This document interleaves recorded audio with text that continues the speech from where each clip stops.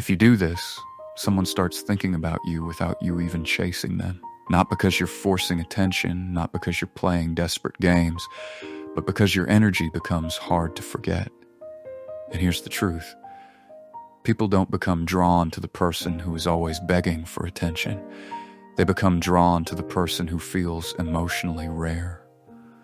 The person who gives warmth, but not neediness. The person who shows interest, but still has a life.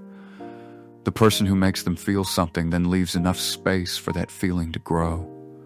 Because attraction doesn't grow from pressure, it grows from curiosity. And once you understand this, you stop chasing. You start becoming someone they naturally think about. Number 1, create a feeling, then give it space. This is where most people get it wrong. When they like someone, they want to keep the connection alive every second. They text too much. They reply too fast every time. They explain too much. They try to keep every conversation going forever. And at first it feels like effort, but slowly it becomes pressure. Because when someone never gets space to miss you, they never feel your absence. But here's where it gets interesting. The people who stay on our minds are not always the people who talk the most. They're the people who leave a feeling behind. Maybe you made them laugh. Maybe you made them feel seen. Maybe the conversation felt different. Then you didn't overstay. You let the moment breathe. And this changes everything, because now their mind starts finishing the story. They wonder what you're doing. They replay the conversation. They think, why did that feel different? That's how attraction grows. Not by chasing, by creating a moment worth remembering, then giving it room to echo. Number 2, stop acting like their attention is your prize.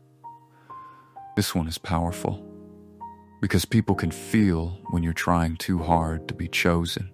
They can feel when every message is secretly asking, do you like me? Am I enough? Are you thinking about me?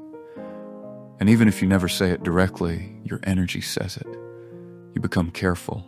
You overthink every reply.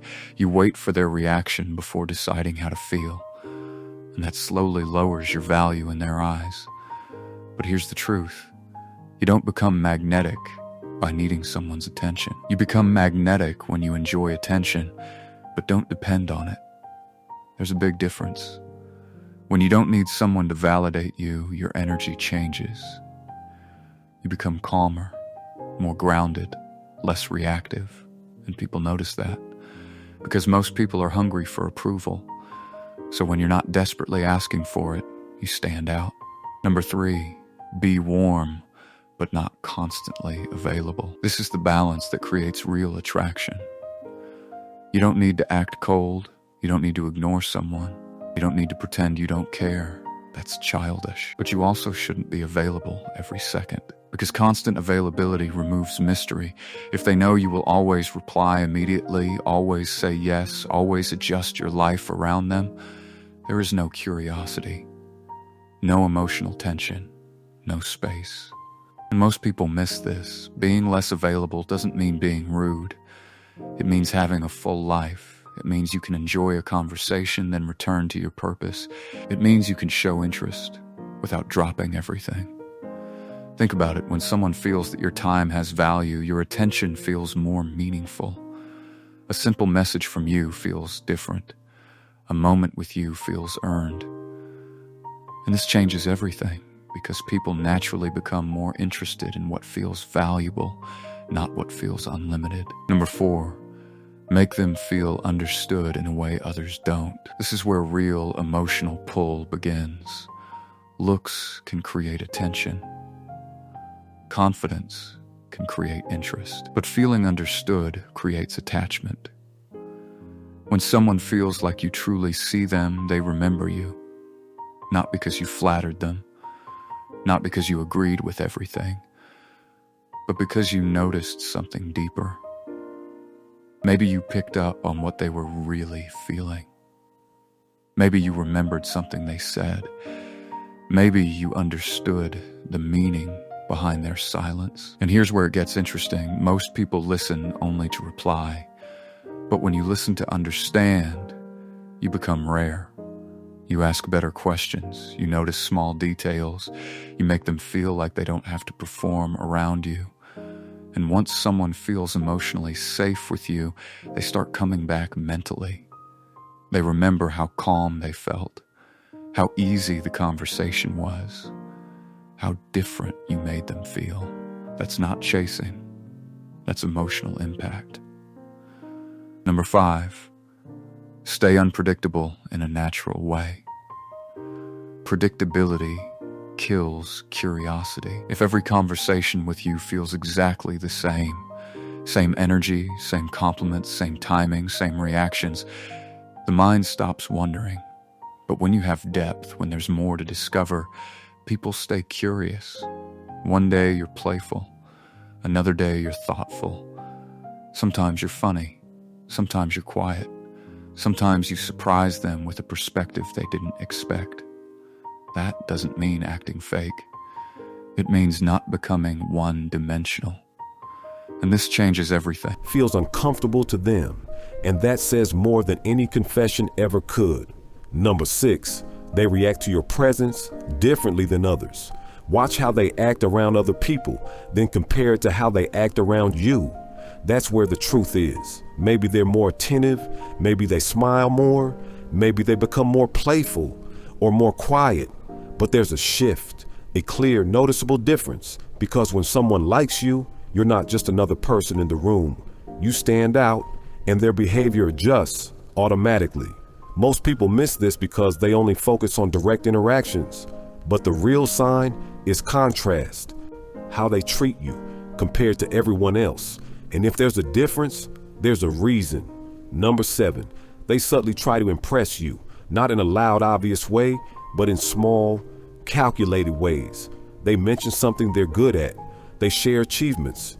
Casually, they put a little more effort into how they look around you. And you might think they're just confident, but here's the deeper truth.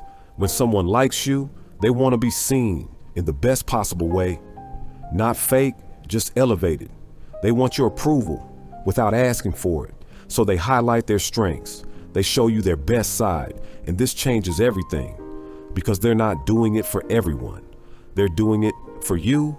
Number 8, they find ways to be physically close to you, not crossing boundaries, but always nearby, sitting next to you, standing a little closer than necessary, choosing positions that keep them within your space. And it feels natural, but it's not random, because proximity is one of the strongest subconscious signals of attraction. When someone likes you, they want to be near you, not just emotionally, physically. And here's what most people don't realize.